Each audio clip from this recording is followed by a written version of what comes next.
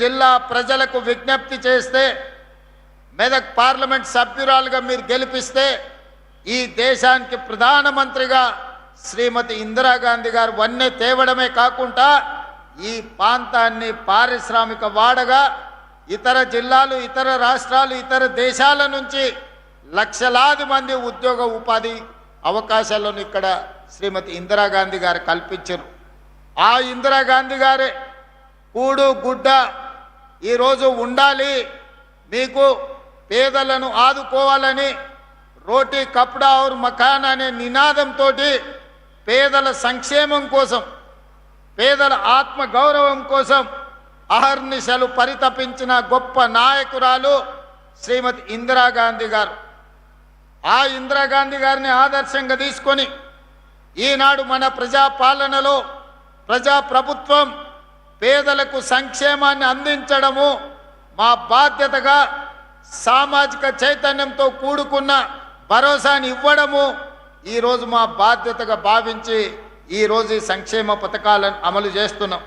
మిత్రులారా, ఉచిత కరెంటు గురించి ఒక ఆయన మాట్లాడతాడు, సన్న బియ్యం గురించి ఇంకొక ఆయన మాట్లాడతాడు, ఇందిరమ్మ ఇండ్ల గురించి ఇంకొక ఆయన మాట్లాడతాడు, ఈనాడు ఫీజు రియంబర్స్మెంట్ గురించి ఇంకొక ఆయన ప్రశ్నిస్తున్నా అంటాడు, లేకపోతే ఆరోగ్యశ్రీ గురించి ఇంకొక ఆయన నేను ఈ ప్రభుత్వాన్ని నిలదీస్తా అని అంటాడు. నేను అడగదలుచుకుని ఈ వేదిక మీద నుంచి బీజేపీ బీఆర్ఎస్ వేరు కాదు, నాణానికి బొమ్మ బొరుసు లాంటి వాళ్ళే బీజేపీ బీఆర్ఎస్ వాళ్ళని నేను అడుగుతున్నా. 10 ఏళ్ళు మీరు, 12.5 సంవత్సరాలు మోడీ గారు ఉన్నారు. ఏ రాష్ట్రంలో అయినా ఈనాడు ఈ వేదిక మీద నుంచి ఇద్దరు నాయకులను 10 సంవత్సరాలు గత ప్రభుత్వం ఎన్నడైనా పేదవాడికి సన్న బియ్యం ఇవ్వాలని, సంటి పిల్లలకు బుక్కెడు పువ్వ పెట్టాలని కలలోనైనా మీరు ఆలోచన చేసిండ్రా?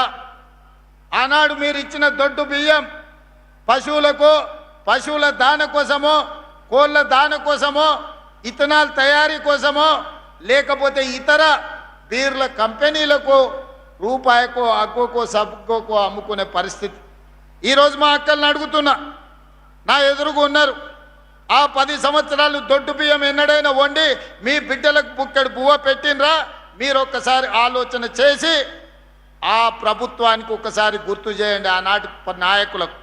ఈనాడు ఈ ప్రభుత్వం పెద్దలు ఉత్తమ్ కుమార్ రెడ్డి గారి నేతృత్వంలో హుజూర్ నగర్లో సన్న బియ్య కార్యక్రమం ప్రారంభించి రేషన్ కార్డులకు సంబంధించి తుంగతుర్తిలో కార్యక్రమాన్ని తీసుకున్న తర్వాత ఈరోజు 3,48,00,000 ప్రజలకు ప్రతి నెల 2,16,000 క్వింటాల సన్న బియ్యాన్ని మీ ఇంటి దగ్గరికి ఈరోజు తెచ్చిస్తున్న మాట వాస్తవం కాదా? 17,000 పైచలకు రేషన్ షాపుల్లో ఈరోజు సన్న బియ్యం మా ఆడబిడ్డలు తీసుకెళ్తున్న మాట వాస్తవం కాదా? ఇవాళ నేను అడుగుతున్న మా అక్కల్ని, అక్క